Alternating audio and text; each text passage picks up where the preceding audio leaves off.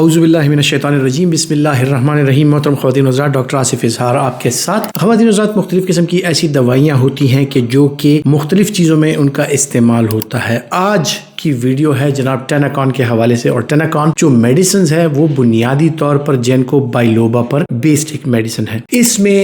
بنیادی طور پر جینکو بائلوبا جو ہے وہ آپ کی دماغ میں جو چھوٹی شریانیں ہوتی ہیں ان کو کھول دیتا ہے، اور چھوٹی شریانیں جب دماغ کی کھلتی ہیں تو وہاں پر بلڈ سپلائی جو ہے وہ بہتر ہو جاتی ہے، اور اس کے ساتھ جو دماغ کے خلیے ہیں ان کو بہتر طریقے سے آکسیجن کی سپلائی ہوتی ہے، اور ان کو بہتر طریقے سے جو نیوٹرینٹس ہوتی ہیں جو دماغ کے لیے ریکوائرڈ ہوتی ہیں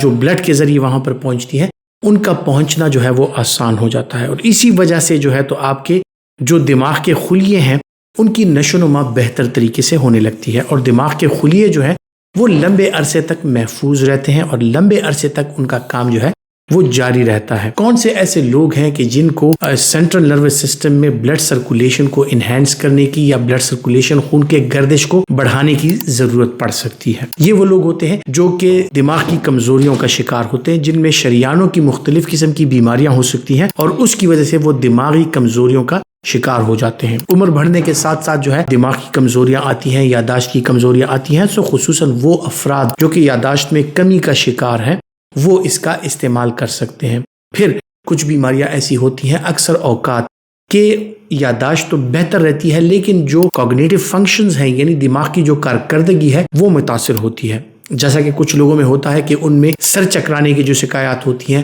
وہ زیادہ ہو جاتی ہیں، کچھ لوگوں میں بھولنے کی بیماری زیادہ ہو جاتی ہے، کچھ لوگوں میں اکثر اوقات ایسے ہوتا ہے کہ دماغ کو آکسیجن کی کم سپلائی اور دماغ کو جو نشو و نما کے لیے خوراک چاہیے ہوتی ہے اس کی کم سپلائی کی وجہ سے اور قسم کی کمزوریاں، اعصابی کمزوریوں کا وہ شکار ہو جاتے ہیں۔ پھر کچھ لوگ ایسے ہوتے ہیں کہ ان کا دماغ جو ہے وہ سکڑنے لگتا ہے وقت سے پہلے، تو اس کی بہتر نشو و نما کے لیے جو ٹیناکون ہے اس کا اگر استعمال کیا جائے جینکو بائلوبا یا اس طرح اور جو سینٹرل نروس سسٹم آپ کے دماغ میں جو چھوٹی شریانوں کو کھولتی ہیں ایسی دوائیوں کا اگر استعمال کیا جائے تو اس کے ساتھ یقیناً دماغ کی جو کارکردگی ہے وہ بہتر ہو جاتی ہے۔ پھر کچھ لوگ سٹریس، انزائٹی کا شکار ہوتے ہیں، ڈپریشن کا شکار ہوتے ہیں، مختلف دوائیوں کا استعمال کرتے ہیں، یا پھر خصوصاً وہ افراد جو کہ عمر بڑھنے کے ساتھ ساتھ ان میں نروز کی کمزوریاں آتی ہیں اور وہ سر ان کا چکرانے لگتا ہے، ان کے کانوں میں شور ہونے لگتا ہے، ان کی جو سماعت ہے وہ کمزور ہونے لگتی ہے، ایسے لوگوں میں بھی اس کا استعمال کرایا جا سکتا ہے۔ پھر پیریفرل ویسکولر ڈیزیز یعنی جو آپ کی شریانیں ہیں بدن میں ان میں بلڈ سپلائی کم ہو جاتی ہے، جس طرح کے شوگر کے مریضوں میں ہو سکتا ہے، یا مختلف اور ایسے مریض ہوتے ہیں کہ جن میں پاؤں کی جو رگیں ہیں وہاں پر جو چھوٹی رگیں ہیں، چھوٹی شریانیں ہیں، خون کی سپلائی کم ہو جاتی ہے، تو اس کو بڑھانے کے لیے بھی پیریفرل ویسکولر ڈیزیز میں بھی اس کا استعمال کیا جا سکتا ہے۔ اس کی سیفٹی کے حوالے سے اگر بات کی جائے تو اس کی سیفٹی جو ہے وہ شوگر، بلڈ پریشر، دل کے مریض سب اس کا استعمال کر سکتے ہیں، لیکن پریگنینسی کے دوران جو ہے اس کا استعمال وہ نہیں کرنا چاہیے، کیونکہ اس کی سیفٹی پروفائل پریگنینسی کے حوالے سے جو ہے وہ ابھی تک اتنی واضح نہیں ہے، اور اس پر کچھ